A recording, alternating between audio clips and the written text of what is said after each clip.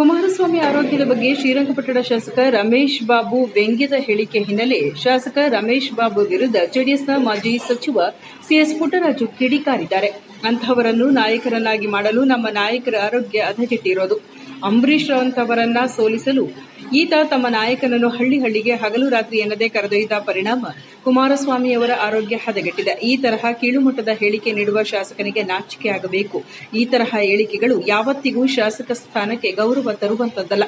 ಮೊದಲು ಹೋಗಿ ನಮ್ಮ ಮಾತೃಶ್ರೀ ಸಮಾನರಾಗಿರೋ ಅವರ ತಾಯಿ ವಿಜಯಮ್ಮನವರ ಕಾಲಿಗೆ ಬಿದ್ದು ಕ್ಷಮಾಪಣೆ ಕೇಳಲಿ ಎಂದು ನಾಗಮಂಗಲದಲ್ಲಿ ಮಾಜಿ ಶಾಸಕ ಸಿಎಸ್ ಪುಟ್ಟರಾಜು ಶಾಸಕರ ವಿರುದ್ಧ ಆಕ್ರೋಶವನ್ನು ವ್ಯಕ್ತಪಡಿಸಿದ್ದಾರೆ. ಲೀಡರ್ ಮಾಡಕ್ ಹೋಗಿ ನಮ್ಮ ಕುಮಾರಪ್ಪಂದು ಆರೋಗ್ಯ ಸ್ಥಿತಿ ಬಂದಿದ್ದು. ಒಬ್ಬ ಮಹಾನ್ ನಾಯಕ, ಈ ನಾಡು ಕಂಡಂತ ದೊಡ್ಡ ಕಲಾವಿದ ಅಂಬರೀಷ್ ಅಣ್ಣನ ಅವತ್ತು ಸೋಲಿಸ್ಲಿಕ್ಕೆ ಬೆಳಗ್ಗೆ 4 ಗಂಟೆ ಕರ್ಕೊಂಡೋಗಿ ಹಳ್ಳಿ ಸುತ್ತಿಸ್ತಾ ಪುಣ್ಯಾತ್ಮ.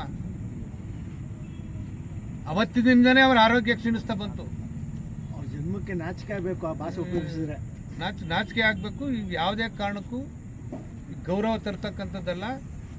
ಹೋಗಿ ಅವ್ರ ಮಾತೃಶ್ರೀ, ನಮಗೂ ಮಾತೃಶ್ರೀ ಸಮಾನ ವಿಜಯಮ್ಮ ಅವ್ರಿಗೆ ದೀರ್ಘಾಂಡ್ ನಮಸ್ಕಾರ ಮಾಡಿ ನಾನು ಅಂದಿದ್ದು ಕುಮಾರನ ಬಗ್ಗೆ ತಪ್ಪಾಯ್ತಮ್ಮ ಅಂತೇಳಿ ಅವರ ತಾಯಿ ತಾವು ಕ್ಷಮೆ ಕೇಳಕ್ಕೆ